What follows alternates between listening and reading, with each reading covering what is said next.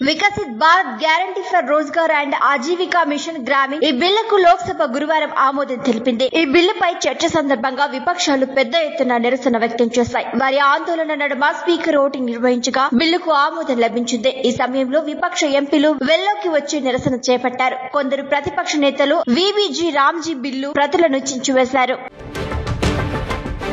తెలంగాణలో పంచాయతీ ఎన్నికలు ప్రశాంతంగా ముగిశాయన్నారు సీఎం రేవంత్. స్థానిక సంస్థల ఎన్నికల్లో కాంగ్రెస్ అద్భుత ఫలితాలు సాధించిందని 2029లో కూడా ఈ తీర్పు రిపీట్ అవుతుందన్నారు. కష్టపడిన కాంగ్రెస్ పార్టీ కార్యకర్తలకు ఆశీర్వదించిన ప్రజలకు కృతజ్ఞతలు తెలిపారు.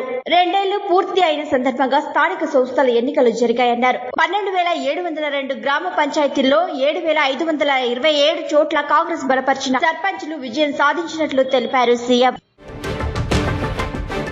మెస్సీ ఈవెంట్ పూర్తిగా ప్రైవేట్ కార్యక్రమం అన్నారు సీఎం రేవంత్ రెడ్డి. నేను ఒక గెస్ట్ గా మాత్రమే గ్రౌండ్ కి వెళ్లానన్నారు. సింగరేణి యాజమాన్యమే అడ్వైజ్ చేసిందని తెలిపారు. ఫుట్బాల్ ఆడించాలనే నా మనవడిని తీసుకెళ్లానని అన్నారు. మీలా నేను పబ్బులు గబ్బుల చుట్టూ తిప్పలేదని బీఆర్ఎస్ నేతలకు కౌంటర్ ఇచ్చారు రేవంత్.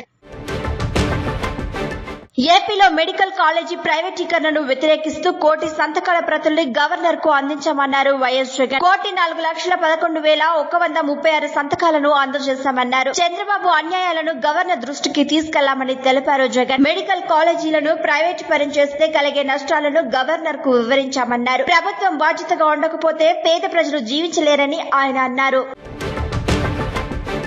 ఏపీ సీఎం చంద్రబాబుకు business reformer of the year award లభించింది. ప్రముఖ ఆంగ్ల మీడియా సంస్థ ఎకనామిక్ టైమ్స్ ఈ పురస్కారాన్ని ప్రకటించింది. ఈ మేరకు ఏపీ మంత్రి నారా లోకేష్ ఎక్స్ లో వెల్లడించారు. చంద్రబాబుకి అవార్డు రావడం రాష్ట్రానికి గర్వకారణమన్నారు నారా లోకేష్. రాష్ట్రంతో పాటు మా కుటుంబానికి ఇది ఎంతో ప్రతిష్టాత్మకమన్నారు.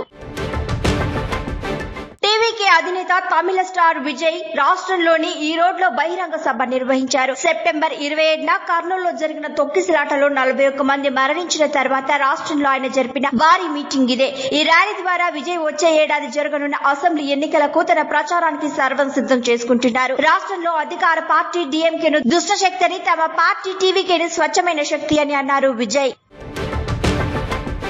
తిరుమల శ్రీవారి ఆలయం ఎదుట తమిళనాడుకు చెందిన కొందరు భక్తులు అత్యుత్సాహం ప్రదర్శించారు. అన్నా డీఎంకే పోస్టర్లను ప్రదర్శిస్తూ వీడియో చిత్రీకరించారు. సోషల్ మీడియాలో ఇది వైరల్ గా మారింది. అయితే తిరుమల కొండపై రాజకీయ ప్రచారాలపై నిషేధం ఉంది. ఈ నేపథ్యంలో నిబంధనలకు విరుద్ధంగా తమిళనాడు భక్తులు ప్రవర్తించడంపై టీటీడీ స్పందించింది. వారిపై చర్యలు తీసుకుంటామని స్పష్టం చేసింది. ప్రధాని మోదీ ఇథియోపియా పర్యటనను ముగించుకొని బుధవారం ఒమన్ చేరుకున్నారు. ఉప ప్రధాని Sayyid Shihab bin Tariq Al Said తో సమావేశమయ్యారు. వారు ద్వైపాక్షిక ప్రాంతీయ అంశాలపై చర్చించారు. ఇరు దేశాల మధ్య ఉన్న మైత్రి బంధాన్ని మరింత బలోపేతం చేసుకునే దిశగా చర్చలు జరిపారు. ఒమన్ లో మోదీ పర్యటించడం ఇది రెండోసారి. బంగ్లాదేశ్ విషయంలో భారత్ కీలక చర్యలు తీసుకుంది. ఆ దేశంలో భారత రాయబార కార్యాలయాన్ని ముట్టడించేందుకు ఆందోళనలు జరుగుతున్నాయి. దీంతో భారత్ అక్కడి 2 వీసా కేంద్రాలను తాత్కాలికంగా మూసివేసింది. భద్రతా కారణాల దృష్ట్యా ఈ నిర్ణయం తీసుకున్నట్లు సంబంధిత వర్గాలు పేర్కొన్నాయి. అయితే ఢాకాలోని వీసా కేంద్రాన్ని ఇటీవల మూసివేయగా నేను దాన్ని తిరిగి తెరిచినట్లు సమాచారం. అడవిశేష్ మునాల్ ఠాకూర్ నటిస్తున్న సినిమా డెకాయిట్. ప్రముఖ సినిమాటోగ్రఫర్ షాలిని డియో డెకాయిట్ ఏ లవ్ స్టోరీ సినిమా ద్వారా దర్శకుడిగా పరిచయం అవుతున్నారు. బాలీవుడ్ స్టార్ దర్శకుడు కమ్ యాక్టర్ అనురాగ్ కశ్యప్ కీలక పాత్రలో నటిస్తున్నారు. అన్నపూర్ణ స్టూడియోస్ బ్యానర్ పై సుప్రియా యార్లగడ్డ ఈ సినిమాను నిర్మిస్తోంది. అయితే తాజాగా రిలీజ్ అయిన డెకాయిట్ టీజర్ అందరినీ ఆకట్టుకుంది.